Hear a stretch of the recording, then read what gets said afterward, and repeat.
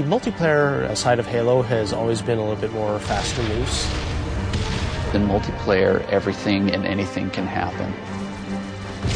Oh my god. Mother... No. We need to be either as good as Halo 2, and obviously that is our bar, is as at least as good, better as Halo be better. Enjoy your walk back to the beach. While you're working on the project, the bar is sort of a moving target. It can be intimidating for sure. Typically my morning starts with me weeping at my desk for about 30 minutes, and then I get to work. We've really gotten hardcore about instituting afternoon playtests. Okay, it's territories, 15-second respawn time. And it's become fundamental in how we're working on the game. Oh, Froman. Oh, you're so close. From day one, people have been in there playing it, which really refines the gameplay. It was horrible there. Well, who broke territories? I think Halo 2 multiplayer has been played like 4 billion times. Competing against yourself is stressful. Coming up with these scenarios that people play over and over again. Now, how can we rethink that and create something that's new and interesting?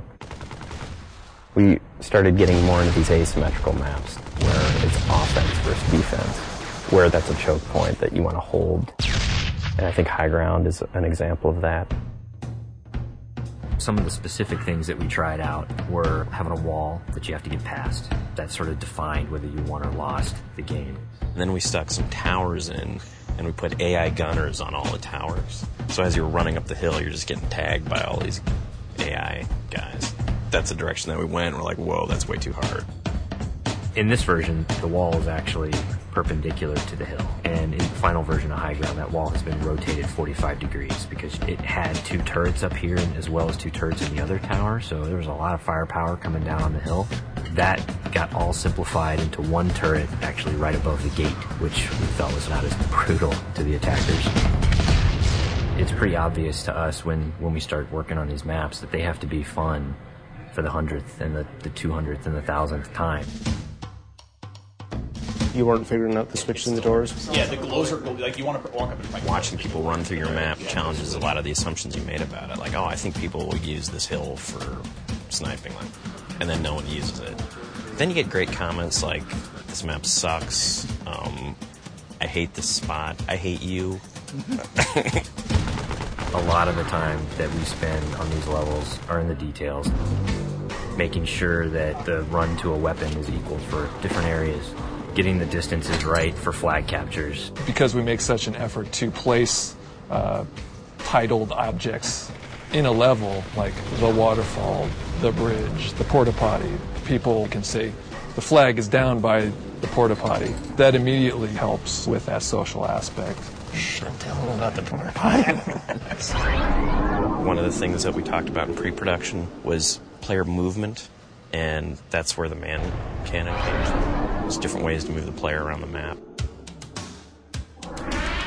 In Halo 1 and Halo 2, we had these teleporters. Although it was a great way to get around quickly, it didn't provide as much inherent danger as the man cannon does. There's almost nothing more rewarding than sniping a guy out of the air as he's man cannoning across the map.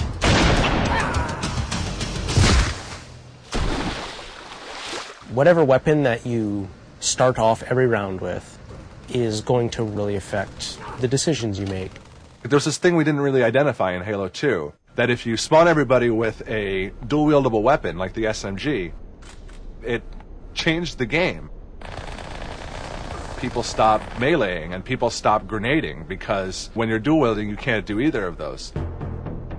One of our weapon modelers, Tom Doyle, said, hey, this is a great chance to bring back the assault rifle from Halo 1.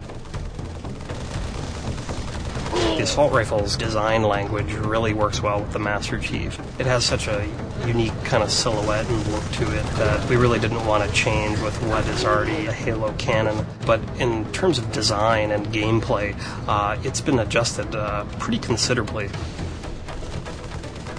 The weapon has a kind of a shallow clit, so it came down to how best do I use my melee attack, or how best do I use my grenades in order to tip that fight a little bit over in my favor. The assault rifle works really well with the golden three things of Halo, which are weapons, grenades, and melee. The different kind of weapons that you get to use now, the way that they're balanced against each other, the way the weapons are placed on a map, it brings a certain something to the map that just makes it play right. You have a situation which is very common, two guys get into a fight. Is there a way to mix that up? Say you start getting hit by a battle rifle from behind. Let's say you have a bubble shield, you drop it, all of a sudden you're completely shielded from this guy who's firing on you. Or you have a trip mine and you realize a warthog is barreling towards you. But you deploy the trip mine at the last second. And yes, you die, but you take out those damn bastards that just ran you over. When you are done as a group playing together, the first thing you want to do is talk about it. Every game you play, you're going to be having a save film that you can stop time, shift camera angles. When you watch them. Oh, look at that! No sucks! I think being able to share it with your friends makes the smack talk even more powerful, because it's not just, oh, I just shot you in the head from across the map. It's, I just shot you in the head and let's watch it in slow-mo. It's really going to help people improve their play if they can see it from the enemy's perspectives. You'll be able to watch where they go, what weapons they pick up, in what order. We've done a lot of paper, we have all the specs, but there's a significant part of that that's not yet finished. The big challenge ahead of us now is to make sure that we get everything that we can in the game.